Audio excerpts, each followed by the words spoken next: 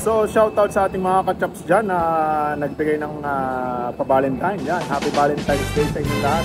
Thank you very much kay Ate Chari at saka kay Jessica. Ayan, so nagbigay sa atin ng regalo ngayong umaga. Ayan, nag-shoutout din nga pala at maraming salamat kay Konsehala. Ayan, kay Konsehala Gladys. Yan, nagbigay din sa atin ng regalo. May kasama pang nagaraya. Ayan, so nakalimutan natin magpa-picture kanina sa kanyang iPhone 15 Pro Max fully paid.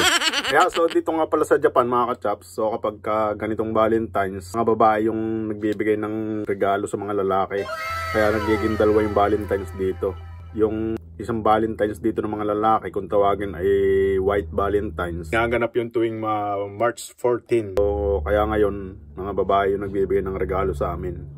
Marami akong chocolate ngayon. Marami akong makakain sa linya. Ay, arigato! Ay, happy Valentine's Day. Ay.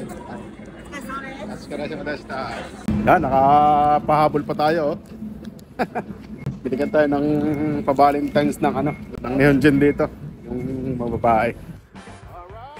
Maaga nga pala kaming umuwi ngayon kasi wala kaming overtime.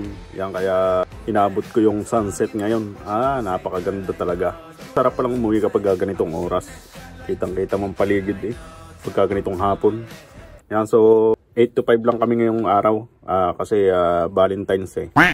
At shoutout din sa iyo Idol George Soniega. Ayan, so salamat sa pag-deliver ng munti kong regalo sa aking asawa kay Chapundang. May paganda rin pa si Chapundong.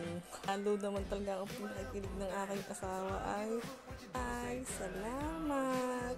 Akala ko kanina puro shopping na lang. Thank you. Love you. Yan, thank you very much. Yan, so nagustuhan naman niya. Akala daw niya puro shopping lang yung darating eh. Yan, so maraming salamat. Happy Valentine's sa inyong lahat. Alright! Bye-bye!